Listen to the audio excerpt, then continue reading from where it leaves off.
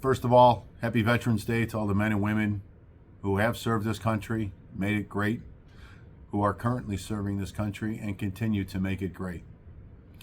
I think all of us can breathe a sigh of relief from Tuesday's election results, that a very clear message was sent, not only in certain parts of Chicago, but also the state of Illinois and more broadly across the United States of America, where President Trump won the popular vote by quite a big number. Nonetheless, onward we go. Our kind of faith in humanity and in this country is restored, and this direction of do as I say and not as I do mentality is at least subsided for the near future. I'm excited to see where we go from here. Also, to our officers serving across this world and United States, Chicago police officers, thank you specifically. The care packages will be being sent out to you courtesy of the military committee. Rob Noseda, chairman, and Will Andino and many others will put together those packages and get them to you soon. Now onward we go. We lost one of our brothers in blue last week, Enrique Martinez, a 3-year member of this department who was yet another bright star, the future of this department, snatched way too soon by a piece of garbage who should have never been on the street, thanks to ridiculous laws, Safety Act considerations, and judges who don't seem to give a damn about society and are more concerned about their bench seats than doing what's morally right for the public. There are far too many gun offenders out on this street able to commit more crimes day after day after day. Tragically, this one took the life of one of our officers.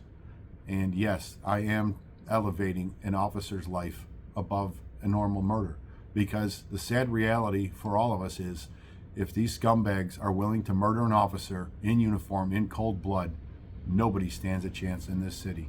Nobody. They will murder anybody, anytime, anywhere, child, elderly, or anybody in between. So it needs to start with a respect and a healthy fear of law enforcement, that you are not going to be able to make this the Wild West, which it has become.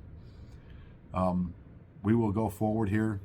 The wake services at Blake and Lamb at 103rd and Cicero will be Sunday, 3 to 8, and then the funeral services on Monday. Louis Weska was murdered earlier this year, and the sad reality of that situation and that murder and that funeral was that Mayor Johnson and Governor Pritzker were both informed that the family's wishes were they did not attend those services. Governor Pritzker rightly immediately acknowledged that and said he would not attend and honor those families' wishes. Mayor Johnson did not. Repeatedly, Mayor Johnson's team and sadly the Chicago Police Department tried to convince the family that the mayor was needed and obligated to be at this funeral as part of the honors package. That is absolutely... All I can say is it's totally fake news. Just fake. It's fake. It's made up stuff. It certainly is. And the drama that occurred around that wake is just unforgivable on many terms, especially for the family who had to deal with unnecessary drama even the day of the wake at the funeral home, seeing Louis in the casket for the first time. Well, here we are again with another fallen hero, another funeral, and another family who has been very clear they do not want the governor or the mayor to attend. Thank you, Governor Pritzker, for acknowledging and respecting the family's wishes. Shame on you, Mayor Johnson, for not either publicly acknowledging it or calling the family directly, extending your condolences and telling them you will honor their wishes and not attend the wake or the funeral. That is their wishes. It needs to be done sooner rather than later. This family should not have to endure what the Weska family endured, waiting to see if you are going to be a class act or a piece of garbage. Do not show up. You are not welcome. This is not John Catanzaro, Lodge 7, or anybody. I am simply the messenger for the family, but I already know you've received this message from several other people prior to me. Unfortunately, you have not acknowledged that message and what you intend to do. But it's never too late to do the right thing. So get on it and do the right thing. Lastly, we've talked about the Social Security Fairness Act for quite some time. There's been a lot of wrangling and backdoor maneuvers, sidesteps and attempts to rail it and shelf it. Well, through a lot of hard work and persistence, the co-sponsors in the House and the Senate have reached threshold numbers to force a vote. Then there was a parliamentary maneuver which tabled it temporarily. Then, as if it couldn't get any worse, two Republicans pulled an okey doke all by themselves in the House of Representatives and made a motion, one guy basically serving as the Speaker of the House, so to speak, and gaveling in, which he was supposed to gavel in and out, and decided to entertain a motion by his buddy on the floor who tried to table the Social Security Fairness Act, the windfall elimination provision, H.R. 82.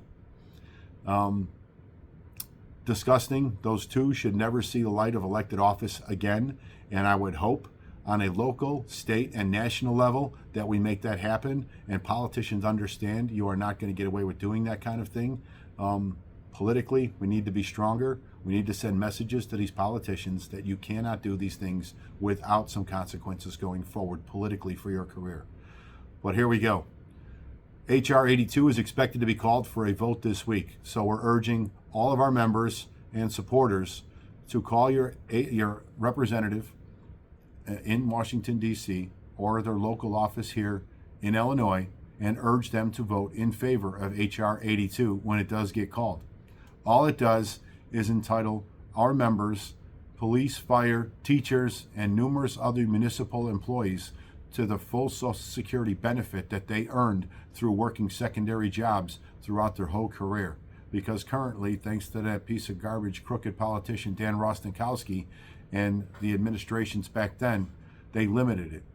Our officers, teachers, firefighters all get roughly about 40% of the Social Security benefits they earned because they also get a municipal pension. That's not fair.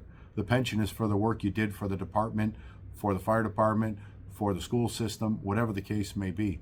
Your Social Security benefits are what you did above and beyond that. You should be entitled to the same benefit everybody else is for doing that same job. That's not the case. We're trying to right this wrong. That's almost 4 decades old now. So again, H.R. 82 can right that wrong immediately. We'll see what happens.